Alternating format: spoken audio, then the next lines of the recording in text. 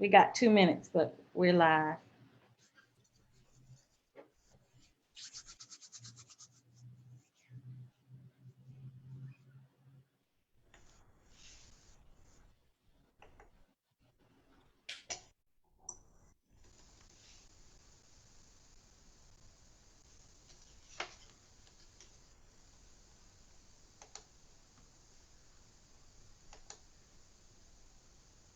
We are live.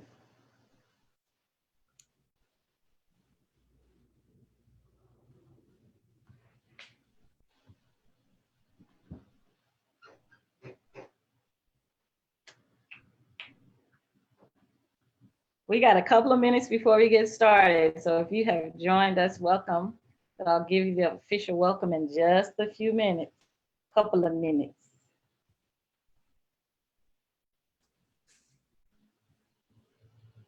How's everybody tonight?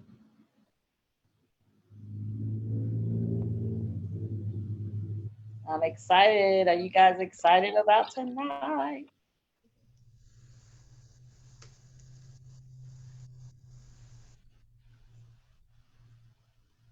I'm excited. Are you guys excited about it?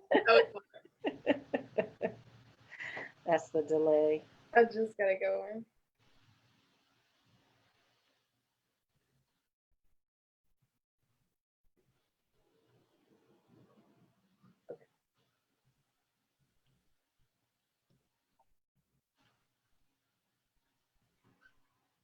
We got one more minute before we get started. I'm glad you guys have joined us.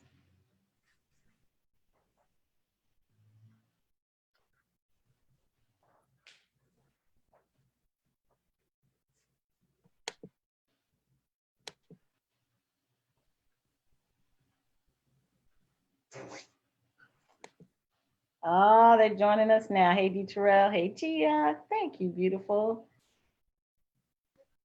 She says I look gorgeous. Yay. All right, it's 8 o'clock on the dot. Welcome, welcome, welcome to Dance Conversations with me. I am Gail, a Glover, and you also will meet tonight. Crystal, give a wave, Crystal Cutel, and Jessica Blackman, give a wave. And our special guest tonight is Whitney Huell. Give a wave, Whitney. Yay, I'm so excited to have her tonight. I'm excited to be here. I do have butterflies in my stomach. I just have to tell you. Who knows why? But I always tell my students it's excitement, not nerves. There you go. So thank you for joining us tonight. I want to say a couple of things. First of all, welcome, welcome, welcome. Thank you for joining us for Dance Conversations. This week we are still talking about racism in dance. Why are we still talking about racism in dance? Because it's important. Because if we don't talk about it, we'll just push it back under the rug and it'll stay there until the next time that somebody gets accosted by racism. Even if it's implicit, even if it's overt, we want to address it and find out how to eradicate it. And that is one of the purposes of Dancing Towards Diversity, which is the organization that I have and the project that I have founded. With the help of Crystal and Jessica, we are pressing forward. And this is movement number one in the LEAP project. LEAP is Living Legends, Educating and Performing. And we have a living legend with us tonight, Whitney Huell. Thank you so much, Whitney, for joining us tonight. Before we start talking with Whitney, I want to say something. I need to say something. And I'm going to read it because I want to make sure that it's clear. I want to state unequivocally that Black Lives Matter and is relevant to the dance world, specifically ballet. We can talk about all the other forms, but my forte is ballet, and I want to make sure you understand that Black Lives Matter, dancers of colors matter in classical ballet. That's one. Two, dance studios and companies must seek out DOCs, that's dancers of color, being available to us, being available to dancers, being available to people of color is not enough. We must share Black and Brown narratives and represent all minorities on stage. 3, I stand in agreement with dancers of color all over the world. And literally, I demand scholarships and grants be made available for dancers of color to begin to eliminate this racial gap. Now, that's just 3 stance I've taken. There are others, and I'll express them on another video. But I want you guys to know that I'm serious about this thing. We need to talk about it. There's no time in hiding. We got to come up from out of the shade. I understand that everybody's narrative is different. Mine is different. And I told you guys last week I'm going to talk about that one day, hopefully soon. But let me also say that this is hard. It's challenging to talk about our experiences that we've had. I mean, I had experiences as early as 7 years old. So to go back and relive the times that racism reared its ugly head in my life as a dancer of color and how it affected me, it's not an easy thing to do. So I really applaud Whitney and last week Thera for coming on and talking about their experiences. And I want you, the audience, to know that all of our experiences are different. And we're just coming on here to have a conversation about it. We're not accusing anyone. It's not about placing blame, but it is about addressing this issue because, like I said last week, dance is just a microcosm of what's going on in the rest of the world.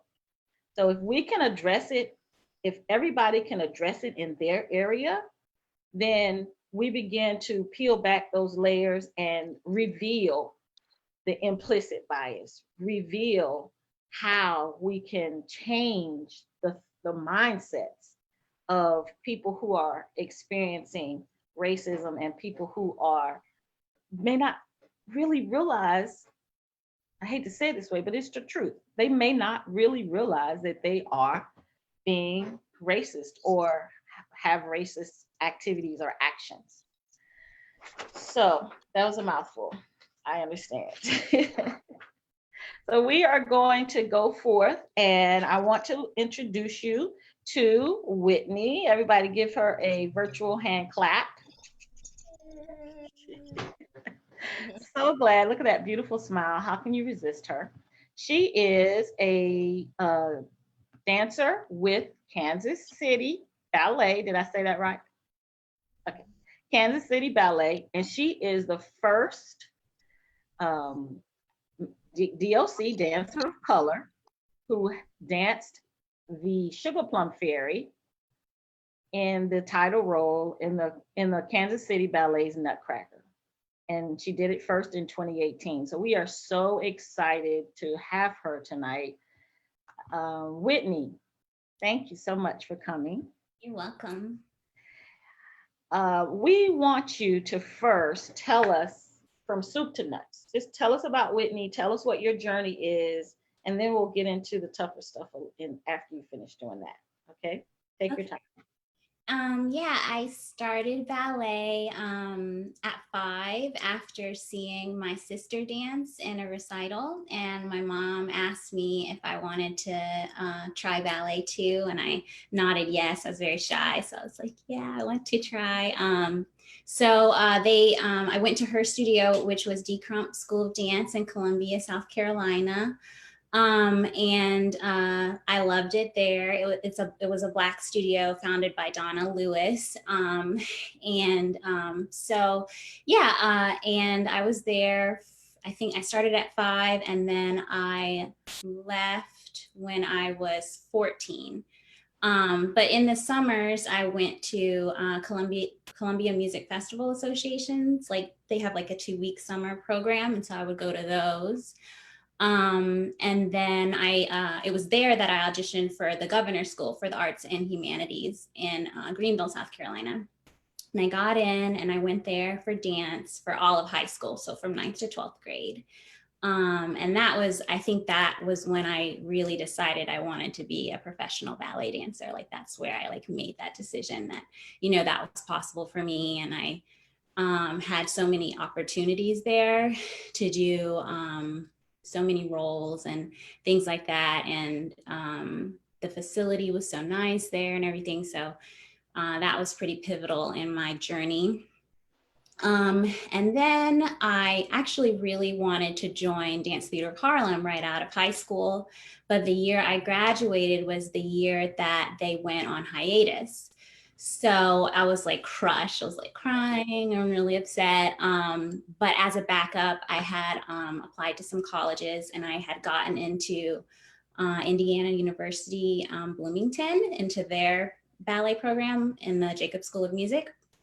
So I had already deferred actually the program to go to DTH, and then I had to undefer. And then I ended up going there.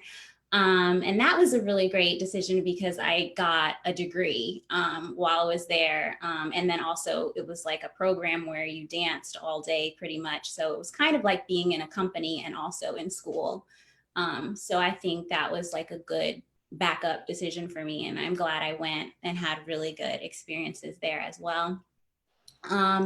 Then after about 3 years, I was told by one of my teachers, he was like, "You're ready, like, don't stay here another year, like, you're ready to audition."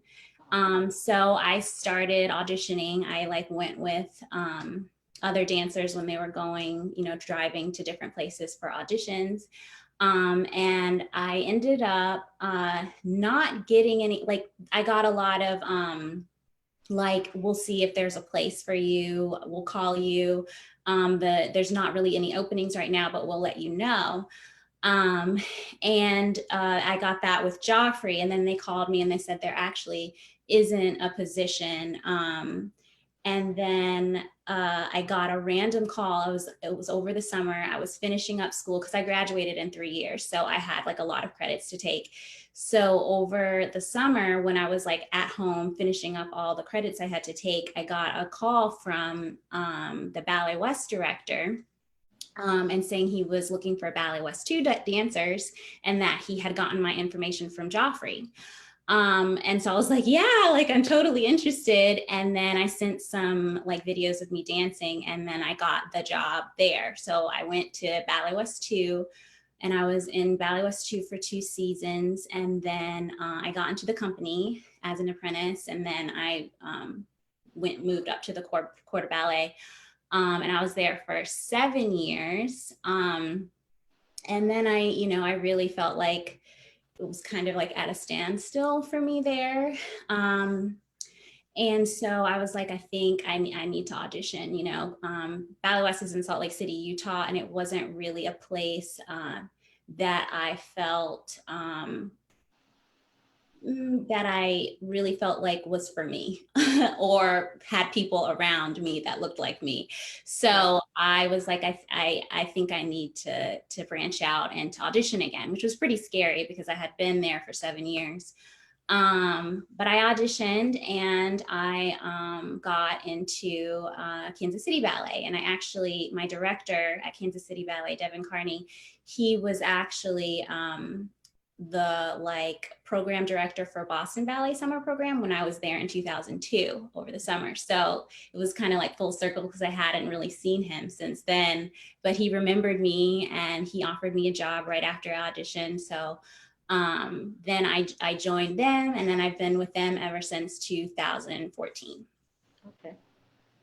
Great. You said something I want to review.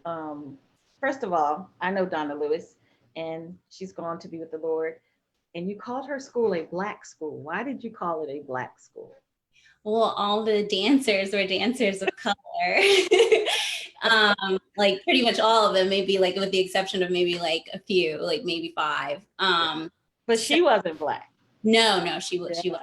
No. That's very interesting to me that you called it a Black school. And it's really interesting because my dance studio was considered a Black dance studio. Mhm. And because the majority of my students were Black as well, but I was Black too. So that didn't, it kind of fit. But with Donna being white, it's interesting that it was considered, or you considered it, a Black school. Did other dancers also consider the school Black? I mean, I never really talked about it, but I mean, since basically all the students were Black, like that's how I saw it.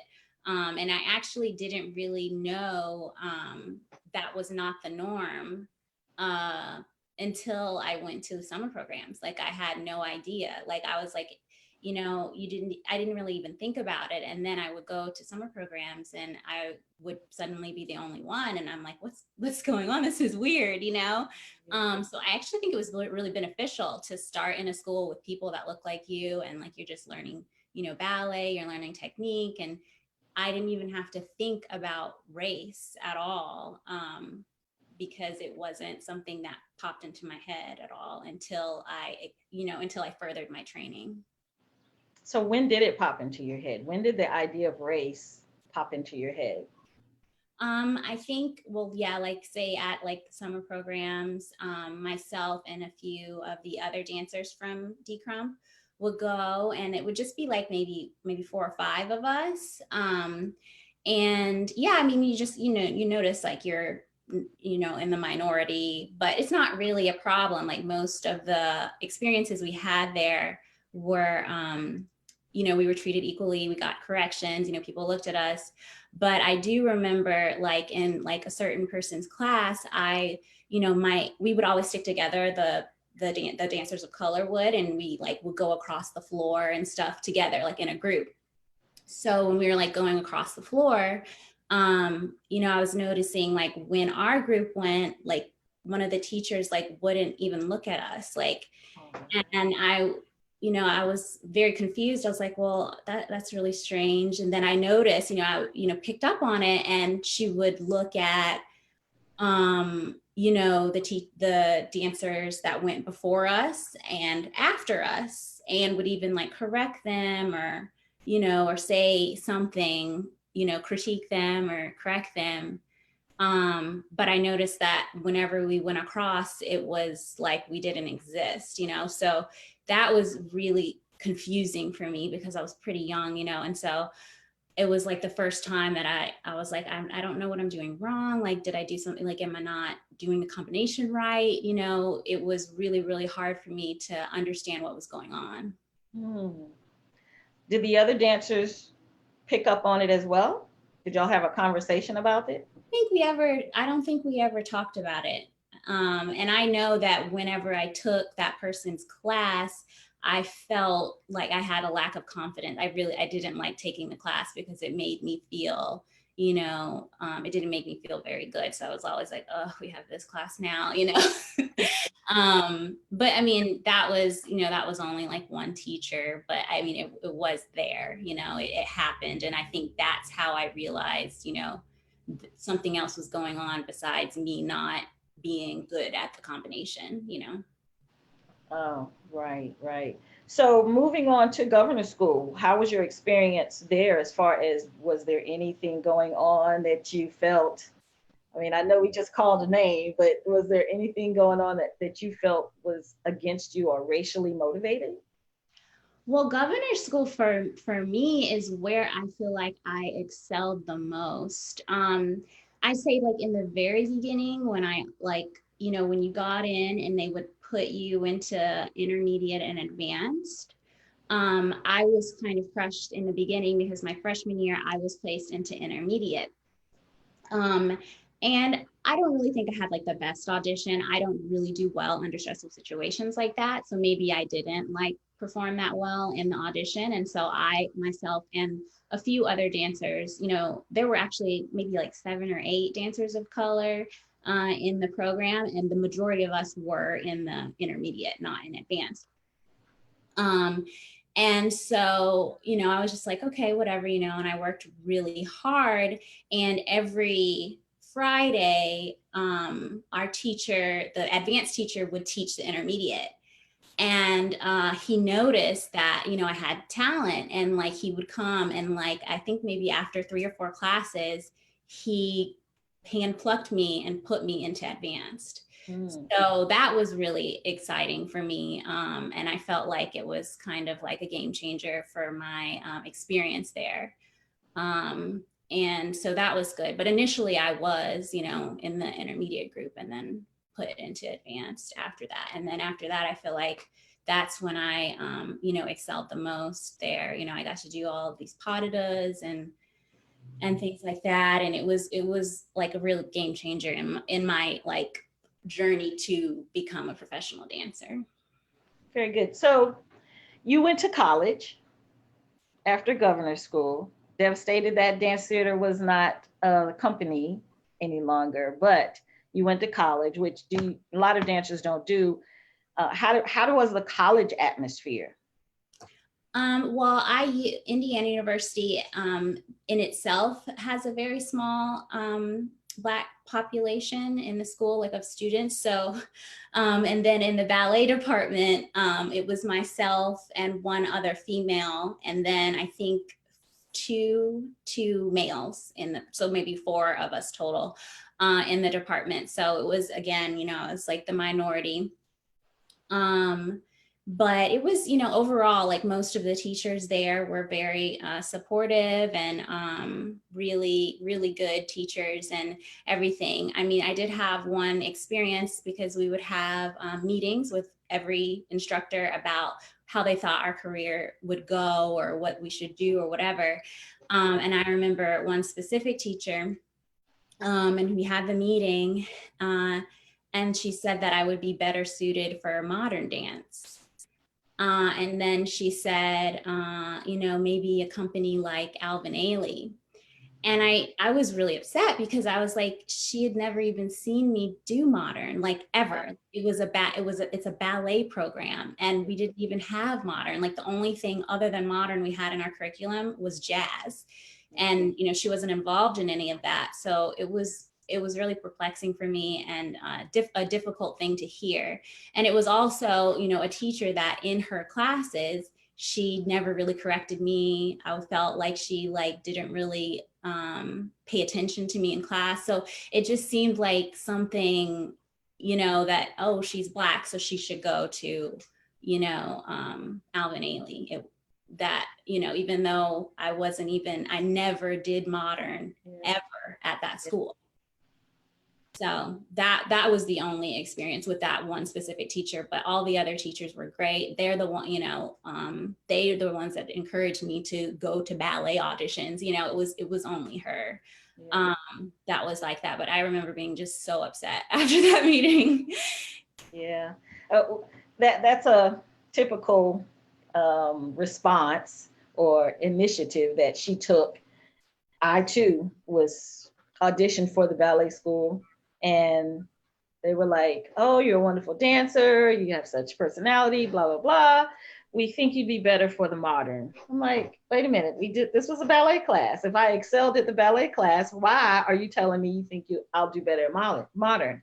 But that was either they wanted to ship us to dance theater, which I didn't mind about that, but either they wanted to ship us to dance theater or Alvin Ailey or, just modern in general, because of that age-old myth that I'm going to ask you if you've heard about. We don't have the right kind of bodies. Yeah. Have you heard that? I've heard that. I've never really been told that directly, though. I mean, because I'm pretty, I have like kind of more of a slender. Yeah, you're very long. Physique. Yeah. So I think actually people were kind of more so surprised by my body than, I had been told on occasion, like you don't look like a normal Black dancer. I've been told before, and I'm like, okay. Okay, what does that look like, right? Yeah. So luckily, I haven't really had to deal too much with that. But yeah. Did you have friends who didn't have the ballet body? Yeah, I have. Yeah, I'd say more. Maybe in like when I was like younger and then into governor's school, there were people with like more like a different physique than I think they thought was like for for ballet, and I do think, you know, they struggled because of it. Yeah. I remember when I was 9 years old, going to the Dance Theater of Harlem. It was 9 or 10. First year I went, I was 9, I think, turning 10. And it was like heaven when I walked in the classroom, because all the little girls had bodies like I had a body like I had. You know, they had the little popos in the thighs. And I was like, yes, I don't have to think about, being the only one that I was dark skinned, I was black, and then I had this little booty, still got it. There's a little bit more of it, but anyway, it was such a relief for me to dance at dance theaters. And I'm thinking about you dancing at D Crump, where you had it was kind of almost like a little cocoon where you didn't have to deal with the racism, and like I had to deal with when I wasn't in the summer program at dance theater. And just having that did help the self-confidence to build.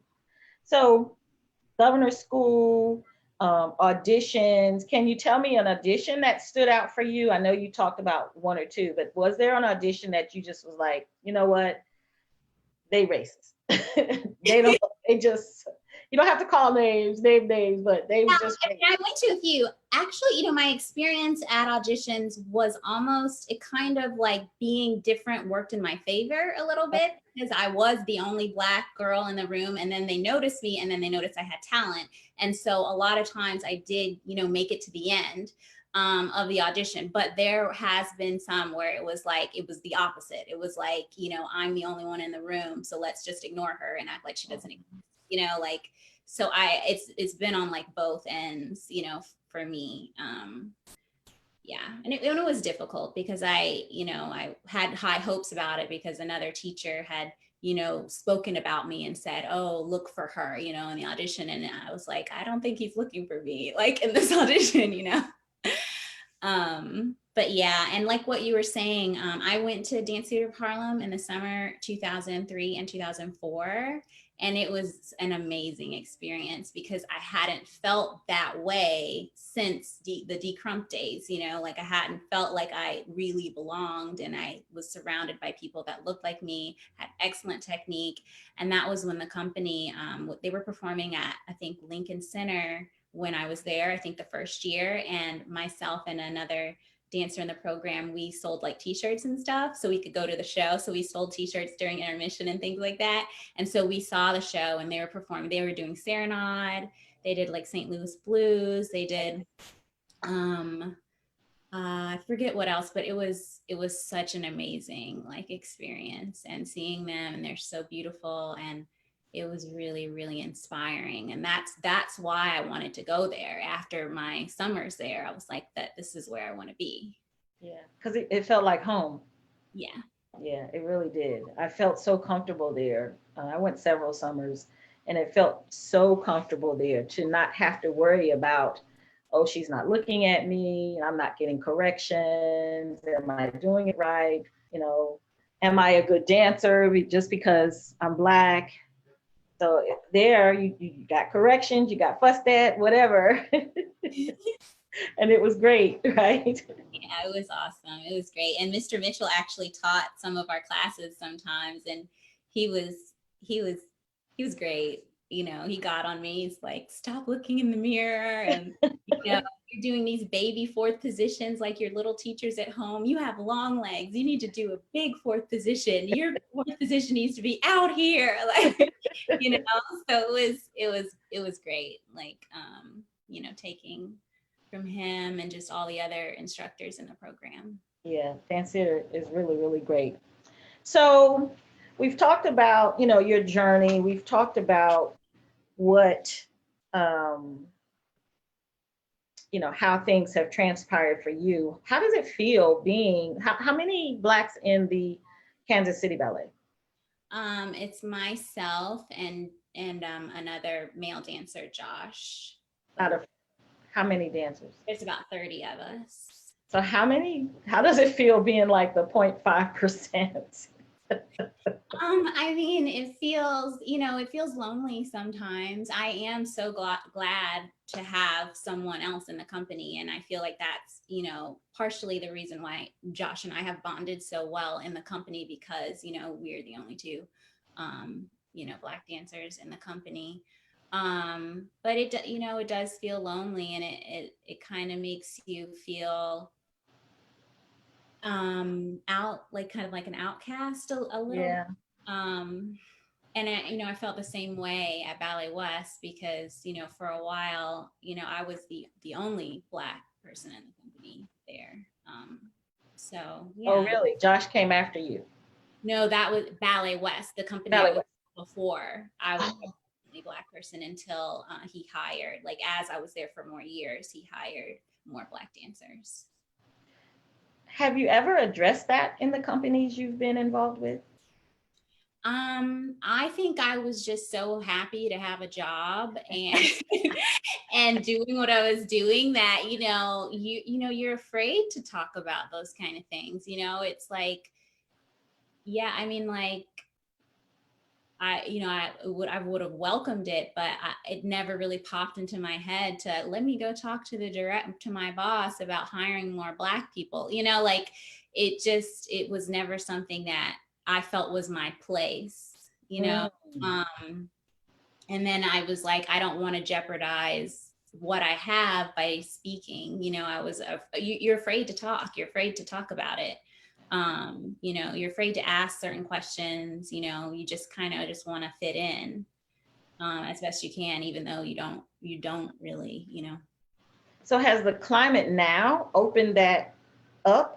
Are you still afraid, or have you talked about it? Or It has opened up tremendously in these past few weeks. It's amazing, Gail, because even Josh and I have talked about it. Like we're like, we've never been able to say these things, and not feel like we would get retaliated against. And so like the right. Black Lives Matter movement has really opened doors, not only about like police brutality, but other forms, including ballet.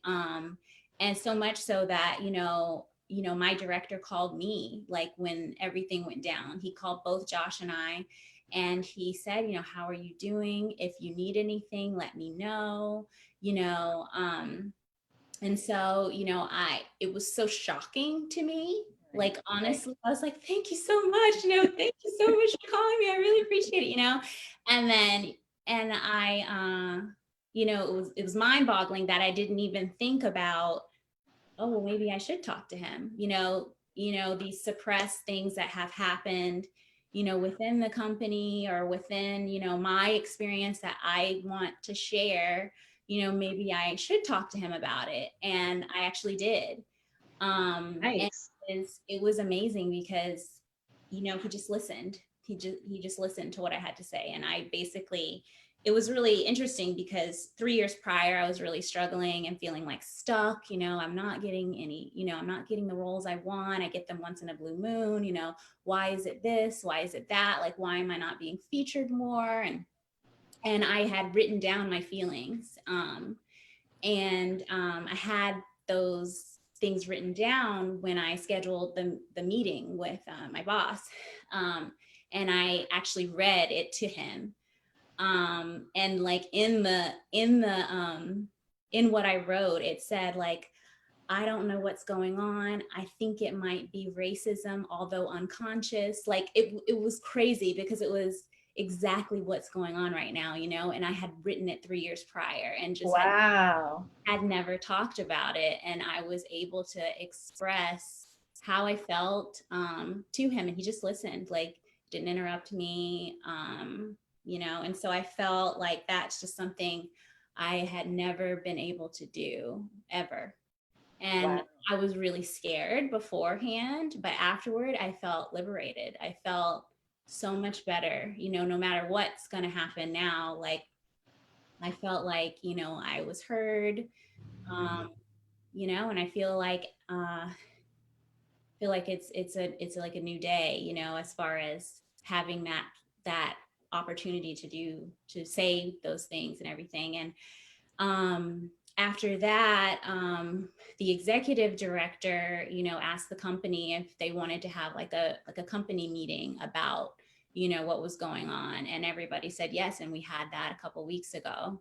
Get And out. just kind of like a free forum where like, if you wanted to talk, you could talk, you know, um, just say like how you're feeling. And I think it was very beneficial for all the dancers.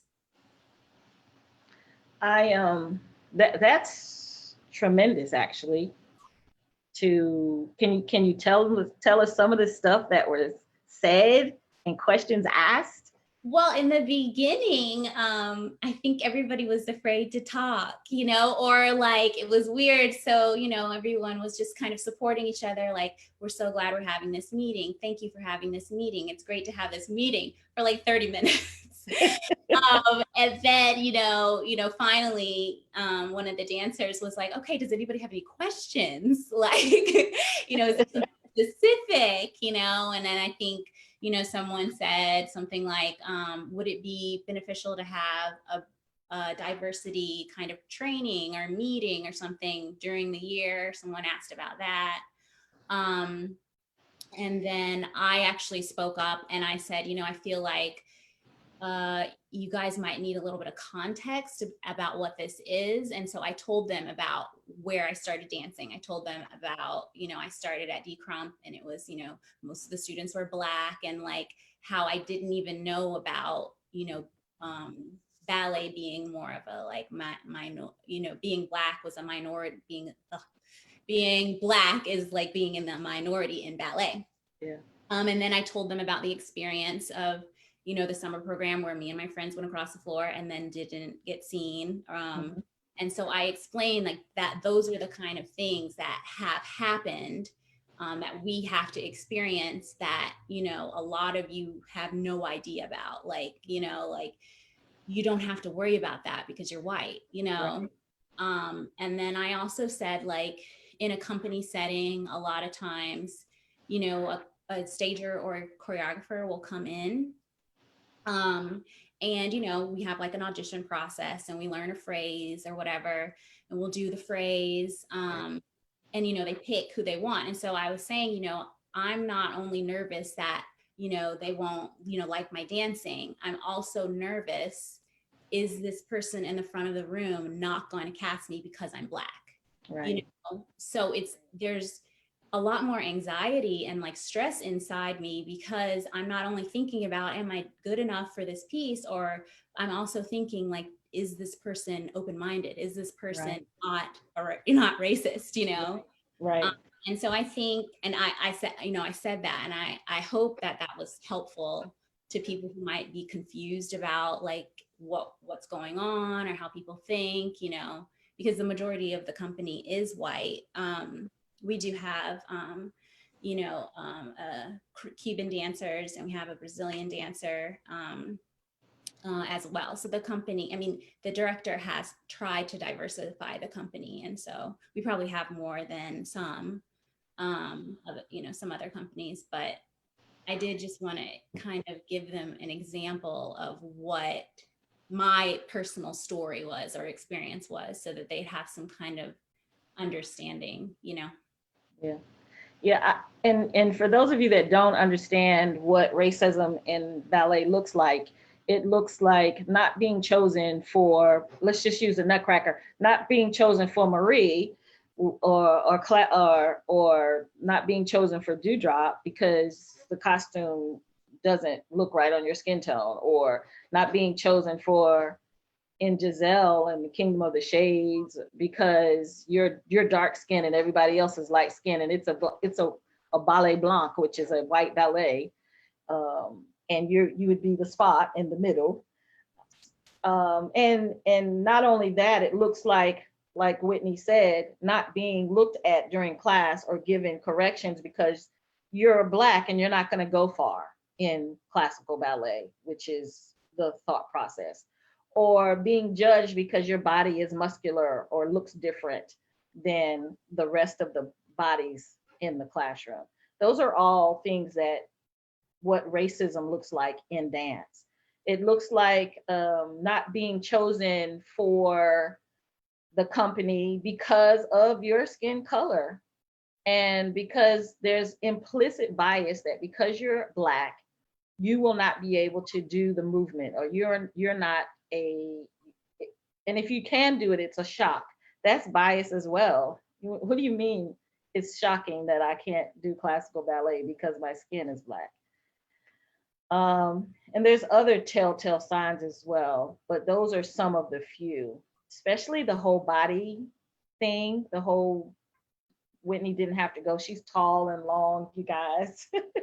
But just because your body may be shaped differently, or just because you may stand out in the crowd of, and they want you, if you're in the court of ballet, to have a little fly in the milk or chocolate in the vanilla, may break up the line or the look of the ballet that's going on. Or just because the part says it's a white child or a white adult, or you may not be chosen. I've experienced those things, and I'm sure other docs, dancers of color, have experienced those things as well. Not being chosen because, or how about this? They recognize your talent like they did with Whitney, but then they tell you you would do better in modern. Like modern's the black go-to for dance, or African dance. How about that? When I teach, when I teach and I tell them I'm classically trained, and they're like, "You can teach ballet?" Yeah. How about that? So we have some questions, Whitney, before we go to some of the other things. Let's look at a couple of questions we have. Do you think the Kansas City Ballet will do more to tell the story of people of color as things reopen? I think so. I think after hearing what, we've said, and I know that Josh has also talked to them as well. I think, my director said, we need to do better. He said, we're going to do better. So I don't know exactly, what they're going to do. They did mention in the meeting that they're also trying to diversify the staff as well, not only just the committee, because there's not a whole lot of diversity amongst the staff, administrative staff as well. So I think that's one of their goals. That would be great. That's great. Let's see. We have another question. Who were your biggest influences when you were transitioning into your professional career? I say, well, when I was younger, I really looked up to my first ballet teacher, who was Aurora Smith, and she was really pretty dancer and everything. And then Sylvia Dansby as well, because she was at Columbia City Ballet. And Mm-hmm. during a field trip, I got to see her when we went to see the Nutcracker. And I was like, wow. And I also like to go to see Columbia City Ballet do Dracula. And I would sometimes, see a few Black dancers there, and they were always really inspirational for me. Mm-hmm. Then when in high school, I actually had a page from, I think maybe it was like hearing what, Sorry about that.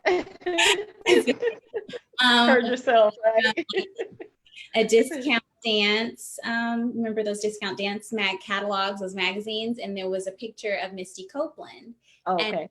And she must have been, I don't know, maybe she was at the ABT school or something. And there was a picture of her in like a développé, and I had it on my wall. And I was like, oh, I want to look like that. Like, so she was actually someone I aspired to like dance like. Okay. As well. Yeah. Very good. Very good. Yeah. We got some more questions coming in. Yay. Let's go back. They want to take you back to governor's school. I have a student that is about to attend her first year at the governor's school this coming year.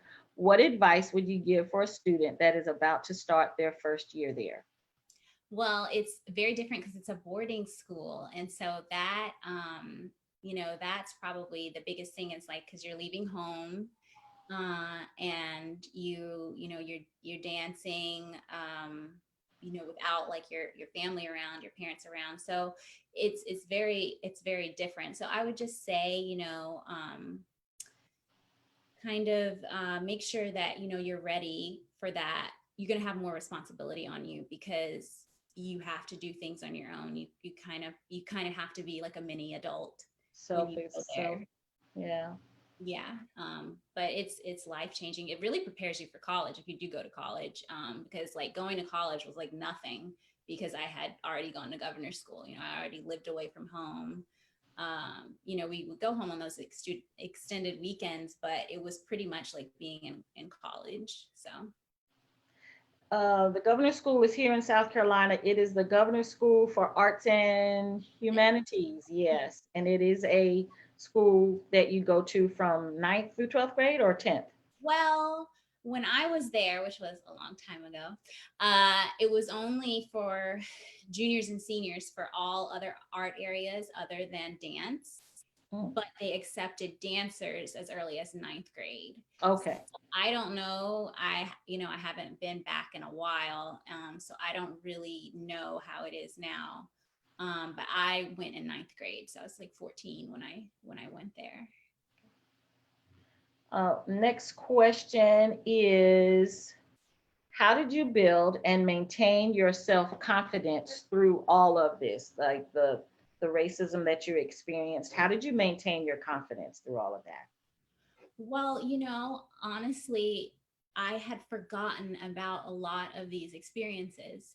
It wasn't until, this movement that I remembered, one thing, and then I would remember another thing that happened and another thing that happened. And I think that was a coping mechanism, was to Mm, suppress what had happened,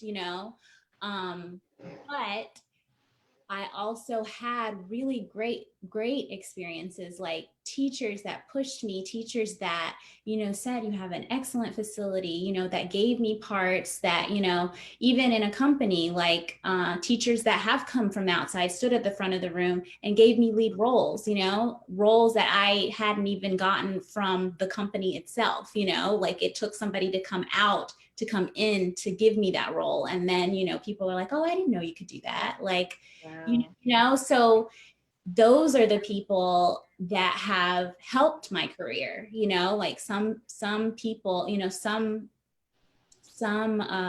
instances have been terrible, but some have been amazing, and I think that's what keeps me confident, is those experiences that have, pushed my career forward. And, these opportunities I've been given despite, all the, negativity that has, you know, befallen upon me sometimes, so Yeah. I think that's what has kept me confident, is all the accomplishments that I have still been able to make despite, the, negative things. Yeah. When I tell my story, people ask me how I made it through or how I continued in ballet. I even had friends who were like, "You are crazy to stay there." And for me, it was always the ballet was above my desire to dance, was above what I had to go through. So if that was a part of what I had to go through, I went through it. And I believe it did make me stronger, even though sometimes I didn't feel strong. I do believe it made me stronger in the end to have to my little resistance, my own little protest within. Y'all ain't gonna scare me away. You know what I'm saying? Did you encounter having to, or do you feel like it made you stronger in that way as well? Yeah, I mean, I completely relate to what you're saying. If I'm feeling sad about, casting in a ballet or something like that, oh, I should be doing this part. I don't know why I'm third cast. I don't know why I won't get on stage. And you have to go to work every day. You have to go to the studio every day during, luckily we don't do the same rep every time, it's going to end, like, I'm like, this is going to be over soon. The Yes. next thing, I hope I get better parts, but during those times, those like dark times, class is like my savior. Like literally at class, I'm like, nobody can take this away from me. This is my time. This is what I love to do. From the very like first plie, I'm like, this is my love, and so that is what keeps me, I think, grounded and not, upset just because I love ballet. No matter what, I love ballet. I might not love, the ballet we're doing. I might not love my part in a specific ballet or how I'm being treated, but I love ballet. And so that's what keeps me going. Yeah. Very good. Great stuff. Let's see. What advice would you give a dancer of color that is trying to advance into the professional dance world? I'd say just work on your technique. Make it so they can't say anything. Like make it so, be so good that they can't, say anything negative about you. Like work on everything. Like be ready. Anything, teachers tell you need to improve on, like improve on it. Just be your best self. Be the best that you can be, and that will help you. Yeah. And love the dance more than you love, what people say about you, because we we were always told, or I was always told, to be like a duck and let the water run off your back. That's the words that people are saying, the negativity that's coming your way. I really had to let it run off my back. If not, I would never have taken another step in a dance studio. Um, so you do have to build that continence of strength, and even without being Black dancers, you still have to be strong and have a strong continence in the dance world, period. Because it's tough, it's hard. Let's be real. No, it's not, you don't walk into the dance studio and get on point tomorrow.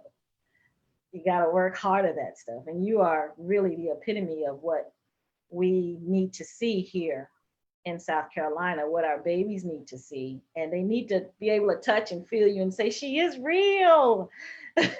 she can do it, and so can I. That's what our babies need to see.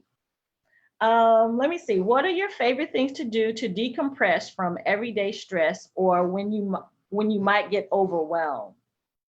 I really like yoga. We usually, well, when we're working, we have our schedule is Tuesday to Saturday. So, Mondays are like my decompress day, and I go to yoga, and I find that really, really, it not only like kind of helps me with my flexibility, but it's also very calming, and kind of helps me to kind of like zone out, Mm. and really kind of meditate. Um, and yeah, it has really helped me. I've been doing it a lot in quarantine. Oh, very good. All right, I have this question for you. If you could suggest one thing that would make a difference about racism in dance, what would that one thing be? I would say talking about it. Because I feel like since so long it has been, brushed under the rug, and like people are afraid to talk about it. And now that, we have more of a platform to talk about it, we can talk about it, and then people that have the power and the heart can actually do something about it, and then we'll see change. Right. So now that, we're feeling more comfortable talking and sharing our experiences and sharing our stories, I think that, that will open up the doors to see more Black bodies on stage in white companies. Do you feel more comfortable now saying that right there is racism? Let me just let you know that right there. You know what I'm saying? Like when something happens, do you feel that level of comfortability right now at Kansas City? Well, I mean, I haven't been back since, True. like this has all happened in quarantine. So, I mean, I can't tell you, I'm currently in South Carolina with my parents. So I don't know what it's going to be like when we get back, but I do think that it's going to be a whole lot easier than before, all this happened. I really do. And I think other people are going to think twice before they say something, before they say something silly or like off-putting. Like I think it's going to happen less, because I think people are going to be more aware. Mm-hmm. So people are asking, do you have any videos on YouTube or social media they want to see you dance? um, I have, well, on Instagram, I have like mostly pictures, not really videos, because actually companies are pretty strict about sharing videos of like performances and things like that. Um, so I don't really have a whole lot on the internet right now because of like, I guess maybe it's like copyright issue. Right. Yeah. Yeah. So there's not a whole lot of me like dancing, but there are like a lot of photos up of me dancing. But yeah, I mean, I should work on that and see if there's some like ways around that, especially now that, we're not performing, that might be a good idea to put out more, media of actual like performances and things like that. I saw a little snippet of you in you're dancing the Nutcracker, but it was a interview I think you did with the newscast up there. Yeah, that was in 2018. They no 19. I had already done it 1 year. Anyway, they did a segment about me being the first African American sugar plum for the Kansas City Ballet. It was really nice, and they came and they videoed my dress like kind of like a stage rehearsal. So there's like little segments of me dancing that. You can find that on YouTube. Yeah, I saw that. That's what I saw. So you said that we're wrapping it up, and you said that you believe just continuing to talk about what it is, what racism looks like in dance, and making our fellow dancers and directors, company owners aware of what it looks like, because they may not have really thought that they were being racist or that their actions were racially motivated, let's say. Mm-hmm. And you think that that is the way for us to go? I think that's one way to go. I think that's a good start, once people are aware, they can actually do something about it, especially if they, if they have the heart to do it, it's hard to make people change that don't want to change, but people that have been like, oh my gosh, that has happened. Like, how can I fix it? And I feel like a lot of directors are feeling that way. And so I think they will make conscious efforts now to hire more Black dancers, really go after them, maybe help within the school to bring more diversity in the school through, programs. And so I think that is a good start to turn the tables. Well, one of the initiatives of the LEAP project, is to bring dancers of color not only to perform, but to work with the kids and let them, see you and touch you. So you are definitely on the list to come home and do all of that stuff, because they need to know that you're real and that they can aspire to be Whitney, just like you aspire to be other dancers or grow in your field and be a professional. Yeah, I'm excited about doing that. One more question and then we'll wrap it up. It says, are there any other people of color you'd like to dance with? I would just like to dance with more people of color in general. Like it would be nice if, the company, it would be nice if companies reflected, Yes. city looks like Yes. say a city has 30% Black population. Like, so when you go to the company, you don't just see one dancer that's Black, you see almost like 30% or more even, like I feel like that's how companies should look, like the city itself. But there's a lot of dancers I would want to dance. Drop some names. They might be watching, you never know. I think it would be awesome to, to meet Misty Copeland and to maybe dance with her. I think that would be cool. But honestly, I feel like just having a more diverse, company and all companies would just be a blessing. Amen. Thank you. Thank you so much, Whitney. Just want to thank you for sharing with us. You are wonderful, tremendous. I love your journey. I love the fact that you have persevered and you are a professional ballerina. And we need to applaud you and really support you. If I was in Kansas, I'd come see all of your performances, but we'll just have to bring you here so we can see your performances here. How about that? Will that work? That'll work. And just for sharing with us today your journey and thanking you for being Whitney Huell and paving and blazing and continuing to blaze pathways. You are a trailblazer, um, right up there, right up there. And we want to thank you for that. Just a reminder for everybody watching, this is Dance Conversations with Gail.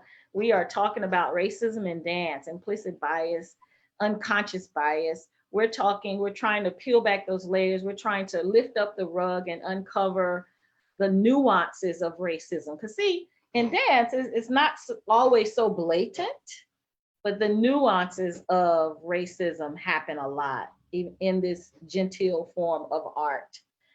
So that's what we're trying to do with this. If you would like to ask any more questions of Whitney, how can they get in touch with you? Yeah, I'm on Instagram. My handle is JWHUELL. So yeah, you could just DM me. All right, great. DM her on Instagram. And if you want to email us or email me at DANCETDI @gmail.com, or you can hit me up on Facebook. My name's on Facebook, Gail Glover. I will definitely talk with you and we can have this dance conversation as long as you want to. I'm looking for more people. Next week we will have Panika Jones. Do you know Panika, Whitney? I do. Isn't she a fabulous dancer? Amazing, Yeah, yeah. she is She was amazing. one of the dancers that danced when I went to DTH over the summer. Oh, very Yeah, good. so I was like, oh, she's so She's awesome. We'll have her next week. She's traveled a lot. She dances a lot.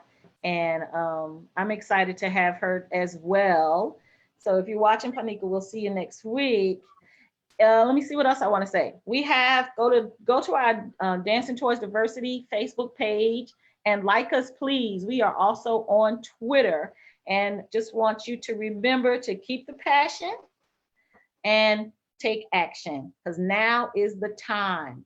It's open, people, and it's time for us to call it out, call a spade, and point it out and say, that's racist. Thank you again, Whitney, Huell, Jessica, Crystal. Thank you guys. They're my help I really, really need. I love you all, and we'll see you next week on Dance Conversations with Gail. Have a good night.